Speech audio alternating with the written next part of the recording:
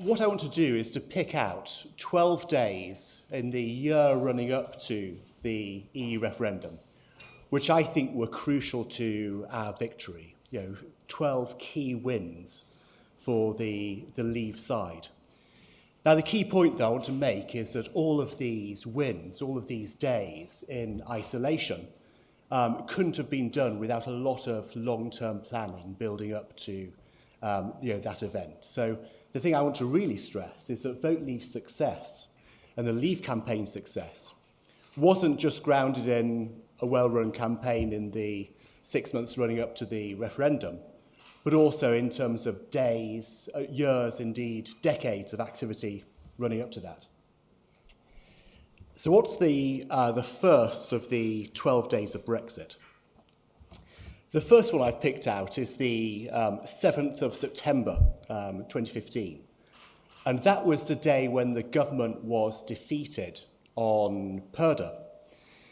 And this was a really important win for Vote Leave. It was before we were launched, but it was a win by Conservatives of Britain, which we set up shortly after the general election. Now, as most of you probably know, Purdah usually applies for about 4 weeks before any general election or referendum campaign. And it basically prevents the machinery of government from being used for political campaigning. And this covers everything from promotional material, from leaflets and websites, right through to official government reports.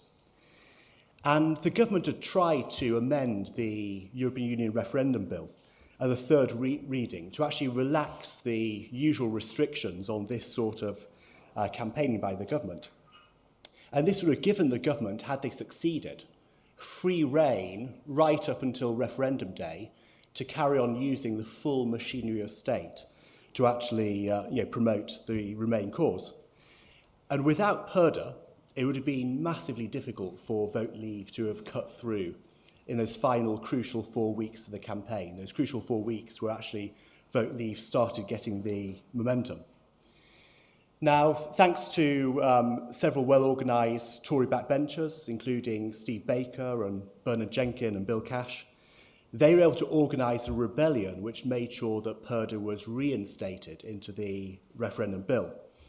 And this was really the first big victory for Conservatives of Britain, and it was absolutely vital to a fair and balanced campaign. And it ended up meaning that Purdah came in 28 days out before the referendum. Before Purdah kicked in, Vote Leave was at a massive disadvantage. We really felt it as a campaign. Not just things like the £9.3 million spent on a government leaflet sent to every household and the online activity and online ads from the government, but also in terms of the reports put out by government departments, particularly the Treasury. The ones warning of a severe economic shock if Britain voted Leave. The ones talking about a self-inflicted recession. And of course, the one promoting the notorious 4,300 costs of Brexit per household figure. All of these made it very difficult for Vote Leave to actually cut through. Because whenever we did anything good in promotional terms, the government would step in with a new report to actually cut off the headlines we were due to get that evening. And I think it's fair to say that without Purdah, Vote Leave probably wouldn't have won the referendum.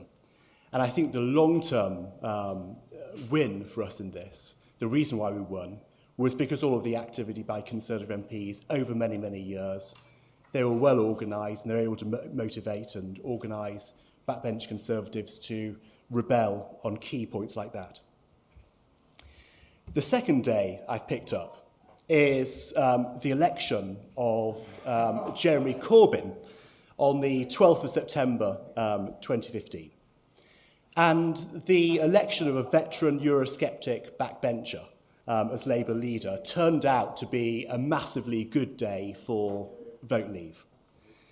Now, not only had he voted to leave the EEC in 1975, he'd voted against the Maastricht Treaty in 1993, criticising it as taking power away from national parliaments, and handing it over to an unelected set of bankers. He'd voted against the Lisbon Treaty in 2008. He described the EU's treatment of Greece as brutal during the leadership campaign, and he refused to even commit to voting for Remain in the referendum. That said, I don't accept the post-referendum analysis by people around the Strong Green campaign that their defeat was entirely the fault of Jeremy Corbyn. I think after Labour's defeat in Scotland in the 2015 general election, following the Scottish referendum, why should Corbyn have put up with being the Tory patsy in this campaign? Why should he put himself in that position? The Conservative Party were responsible for holding the referendum, so why not should Jeremy Corbyn come in and save the day for them? So I think what he did in playing a slightly more low-key role was entirely logical and in his political interests. That said, the disorganisation of the Labour in campaign did enable the Labour leavers to actually project a stronger image than their numbers in Parliament actually deserved. And I think it was quite telling that 45% of Labour voters were unaware that Labour was backing Remain, and also that Gisela Stewart, Vote Leave's chair, and Kate Hoey, another prominent Labour Eurosceptic, were some of the most visible Labour politicians throughout the course of the campaign. I think all this helped towards 35% of Labour voters backing Leave. But again, there's a long-term reason for this success. I think it's worth noting that Labour backers like John Mills, the businessman, who ran for many decades a group called the Labour Euro Safeguards campaign, he kept that sort of flame of Labour Euroscepticism going through some quite difficult times for Labour Eurosceptics. So the third day I've picked is the launch of Vote Leave, or to give it its full title, the Vote Leave Take Control campaign, on the 9th of August 2015. Now, Vote Leave was launched with three core messages. The first one was about our monies and our priorities, which led to the infamous 350 million figure, and the idea that we should use that money to fund the NHS. The second one was that Leave is the safer option, and this was essential to us overcoming some of the natural status quo bias in any referendum, where the change campaign is often at a disadvantage in a referendum. And of course, the overall slogan, Take Back Control, which was our central slogan of the campaign. Take back control of our borders, lawmaking, the money we send to the EU, the economy, trade. And it was quite significant that we included this in our title, Vote Leave, Take Control. We were criticised for that at the time, but I think it proved to be a good decision. But again, this wasn't just something dreamed up a year before the referendum. This was built on decades of hard work, most notably by Dominic Cummings, who was responsible for all of our strategy as our campaign director. He had done work for me at Business of Britain back in 2014 after the European elections to work out some of our strategy and messaging for the referendum. But really, his thinking on this goes back to the days when he's campaign director of Business Sterling back in the late 90s, early 2000s.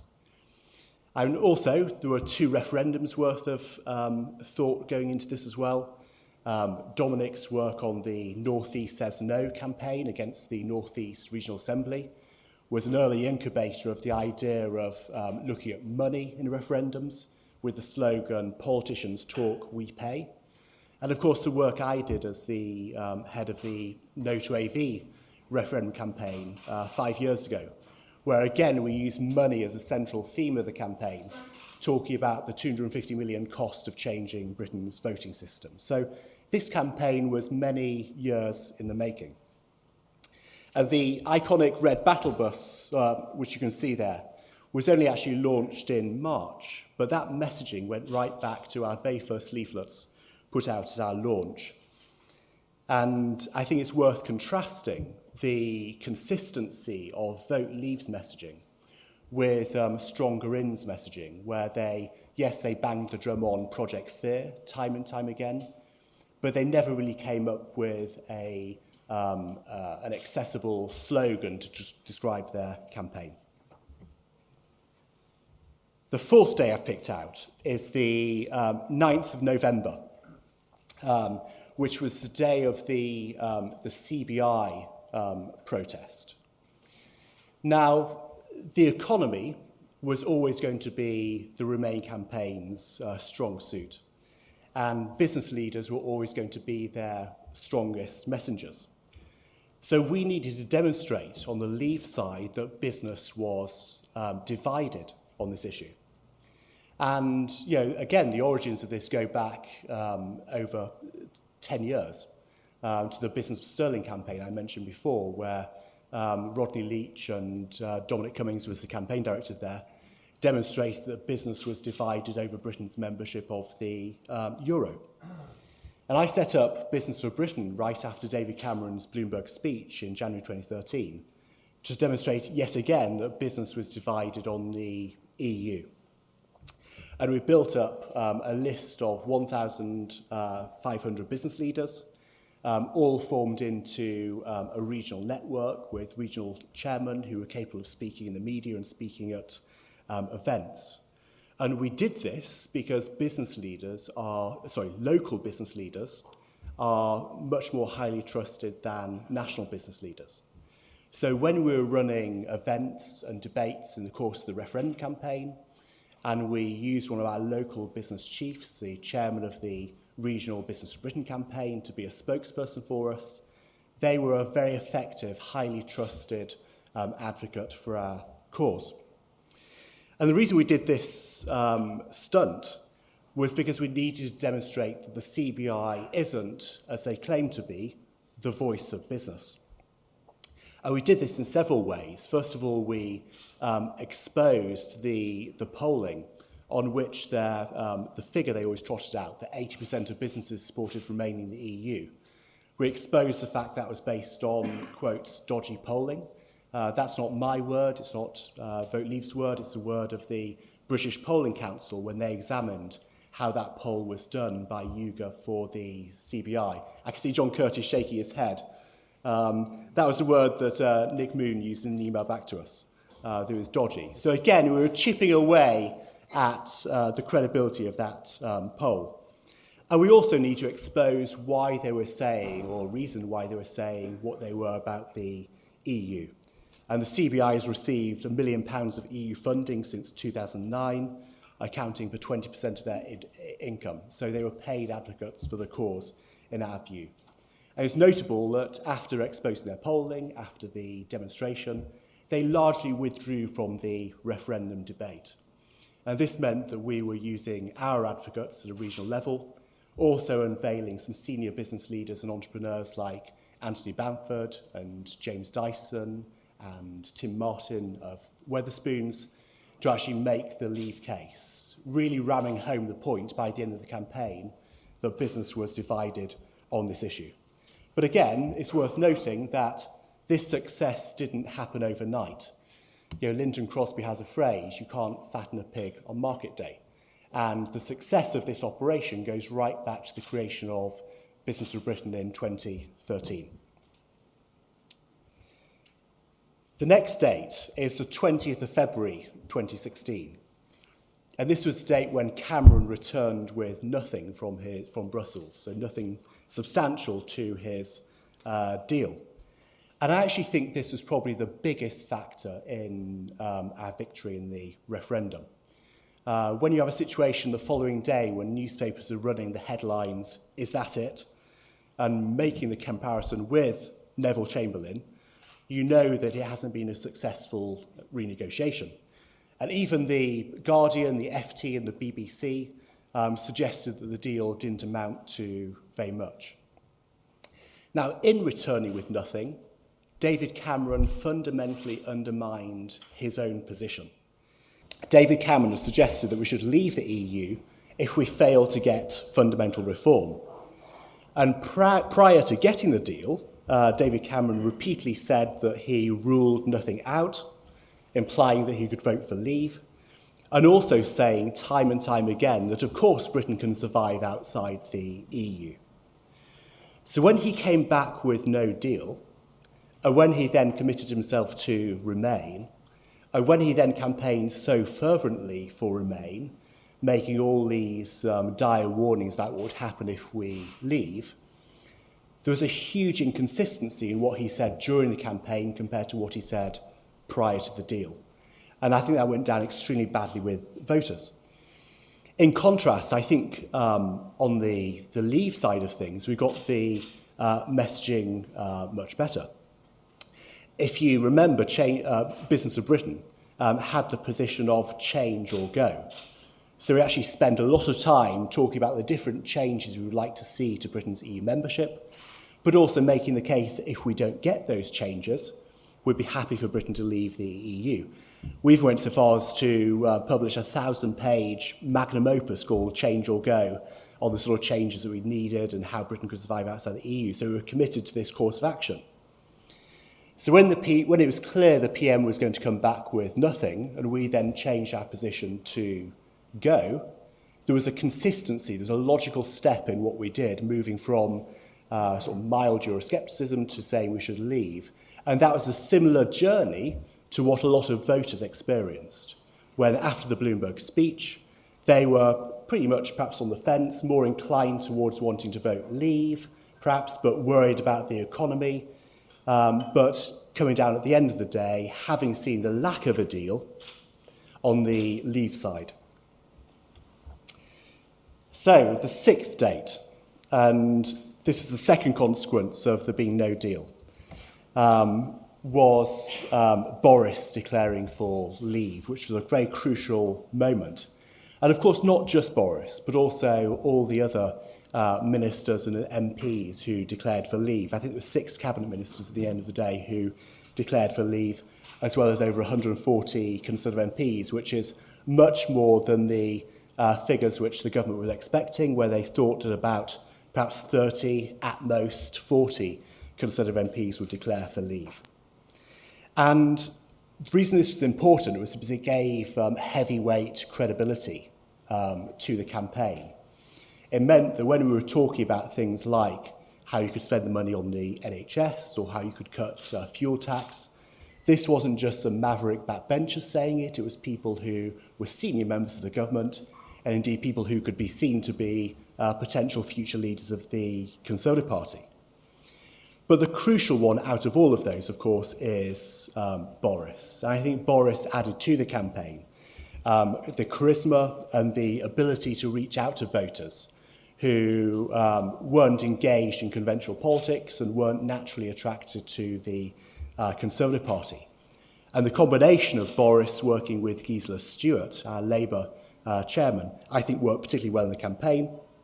And it's interesting, if you look at the polling, Boris was trusted to tell the truth by over twice as many voters as Cameron, 45% to 21%, and the Leave campaign was more trusted in general by 39% to 24%, their Comres figures. So what it meant was that Vote Leave then had the right messengers delivering the right message to win the referendum. And they worked well together as a team, something you saw particularly during the TV debates, which you had a very united and strong Vote Leave campaign team on the debates, compared to a very divided Remain team where you had bickering between Angela Eagle and Nicola Sturgeon during the course of the debate, which didn't come across well on TV. But again, I think it's worth pointing out that the key ministers who came out for leave weren't sort of Johnny-come-latelys to this debate. Boris, of course, had been writing his influential Telegraph column over many decades, which had a huge impact, I think. Gisela became a Eurosceptic following her experience of the European Convention that led to the European Constitution and the Lisbon Treaty. And of course, Michael Gove was the first person back in 2014, the first senior cabinet minister, to say that he would vote leave were there not to be serious reform.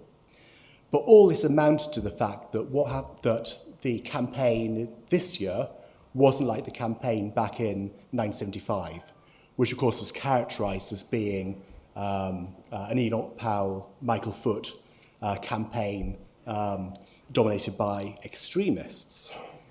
But of course, we should remember that it could well have been like that. And this is why the designation was so important.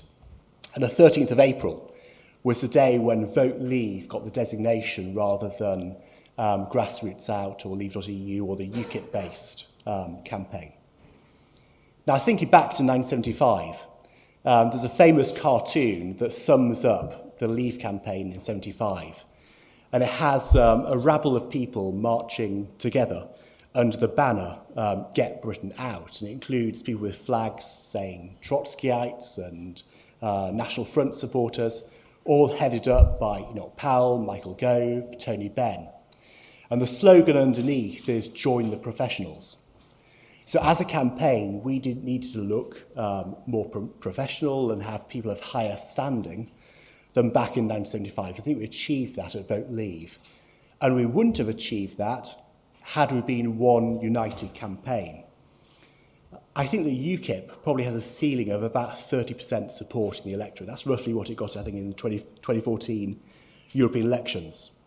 And one crucial fact about the swing voters in this referendum was that they didn't want to feel they were voting UKIP by voting Leave. And that's why it was essential that Vote Leave was a non-UKIP-based campaign.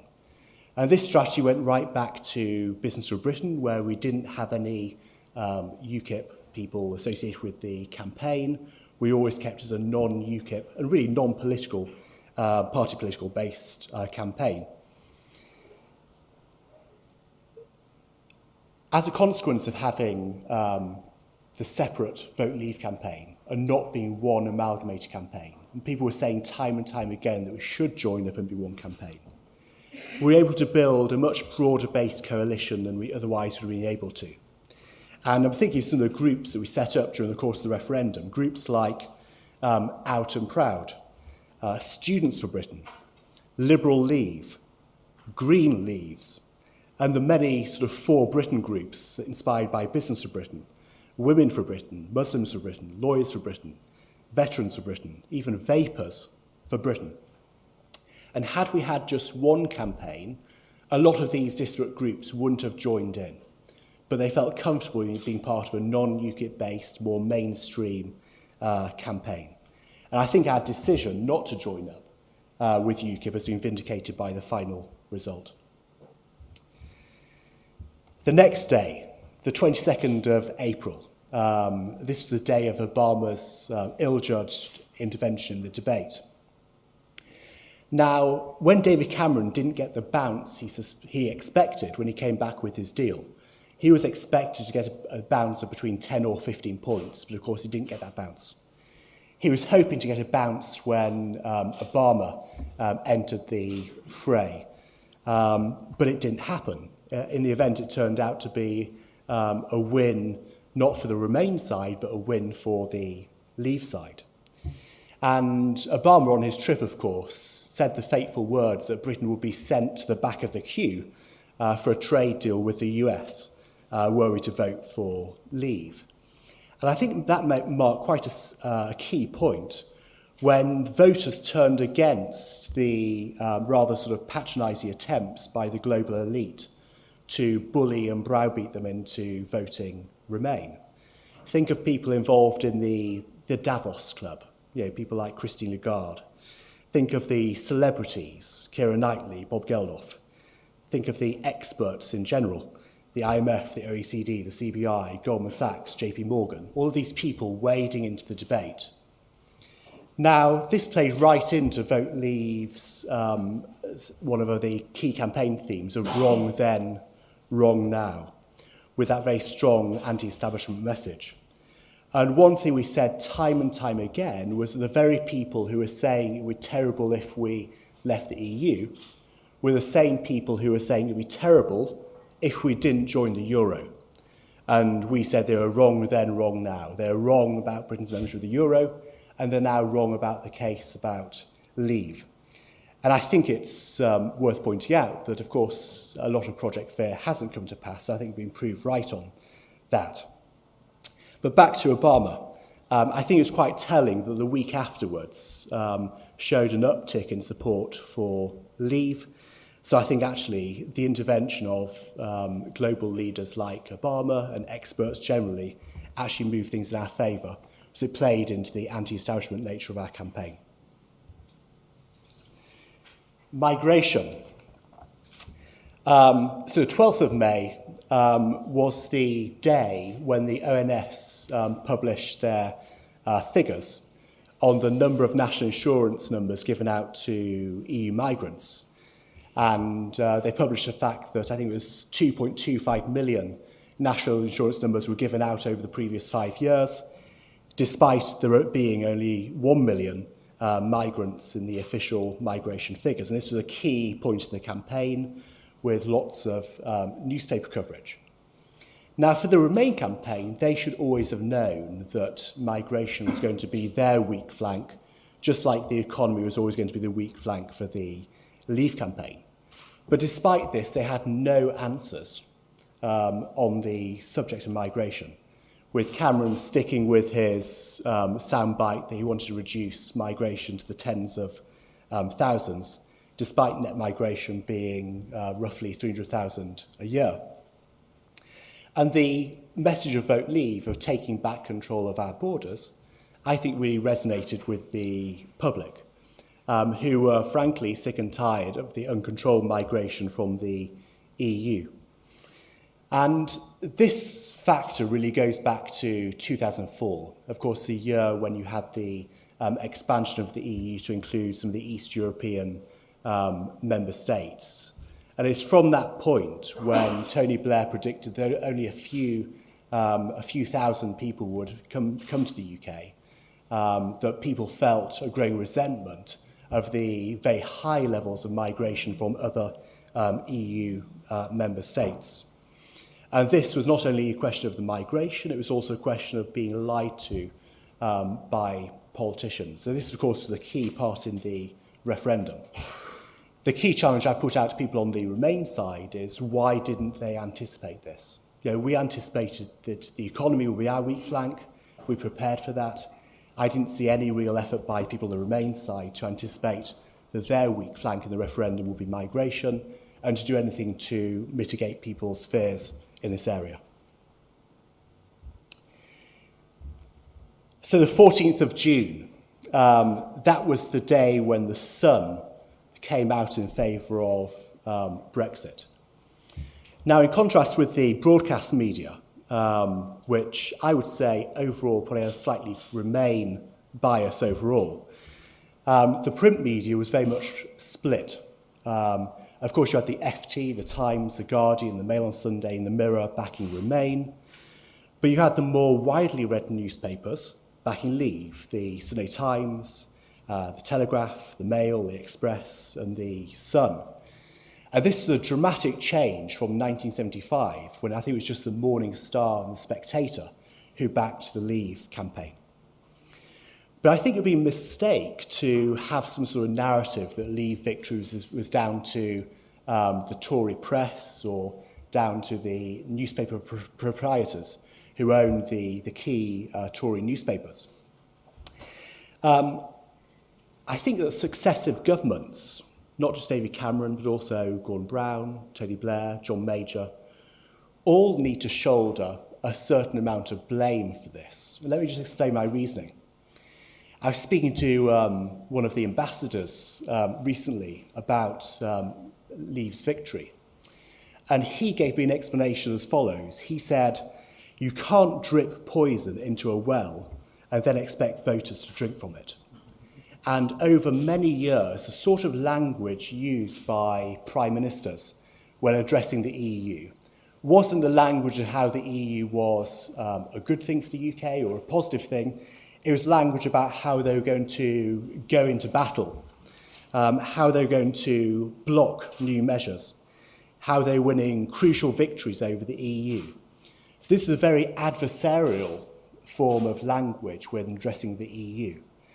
So you can't expect your narrative one day to be very adversarial and then expect people to vote to remain in the EU the next day. All successful comm strategies aren't just executed over a matter of months, they're executed over a matter of years. The next day, the 15th of June, this was the day of George Osborne's punishment budget, which was frankly sort of left in tatters. And this was really the peak of Project Fear. It was about a week out from the referendum. This is when he threatened to hike taxes and slash benefits if the UK voted leave. Now, we got wind of the announcement about 24 hours beforehand. So it gave us 24 hours to actually gather a list of 60 Conservative MPs who signed a letter saying they'd vote against this punishment budget, a letter which we released just as George Osborne was going on the Today programme to announce it. And this was perhaps the peak of the Vote Leave campaign.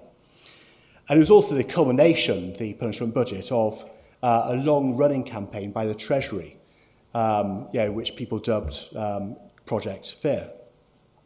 And I think Project Fear was really actually undermined by the hysterical nature of some of the warnings, which frankly sort of flew in the face of voters or more common sense on these issues.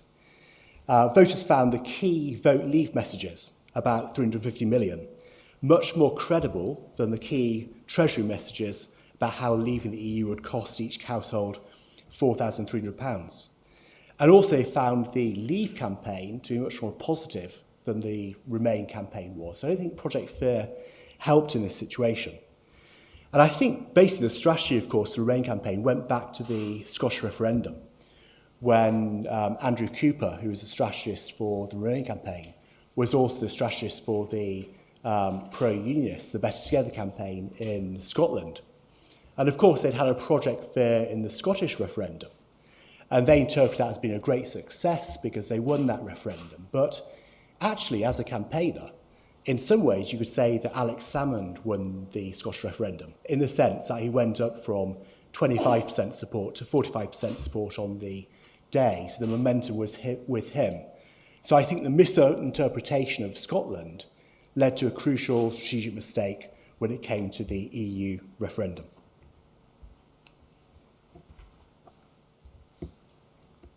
So the 23rd of June, Independence Day.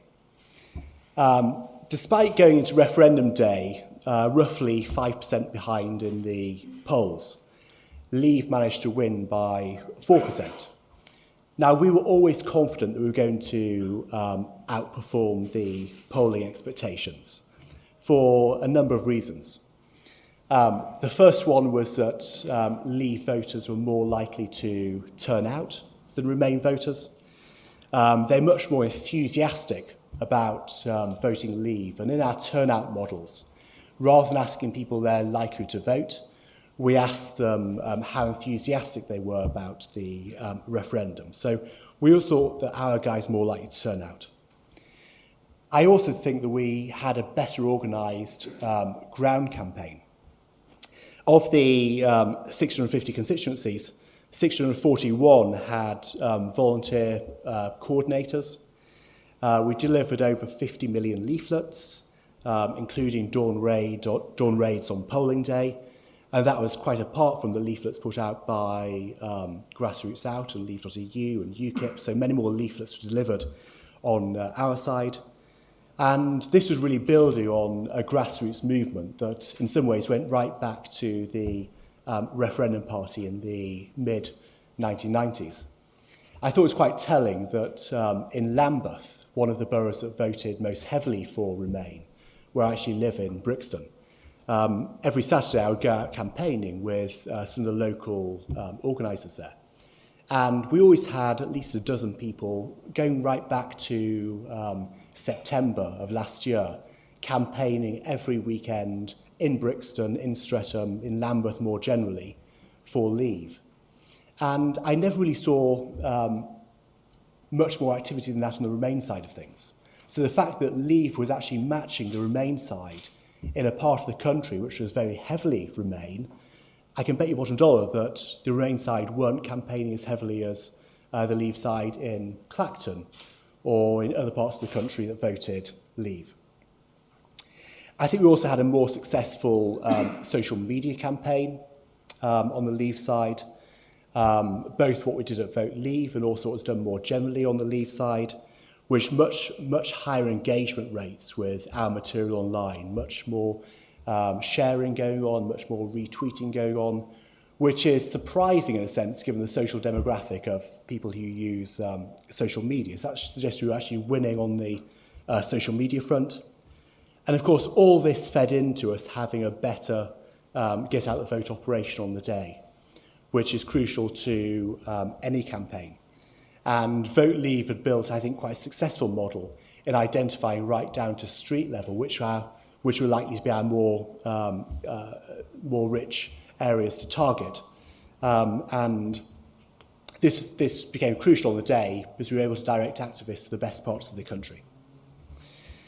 That's actually 12 days. I'm going to cheat and have a 13th day because Anand asked me to also talk about what Brexit means. Now, this will be very, very short, don't worry, so I've run out of time. And I'll perhaps talk more about this in the Q&A if you're interested.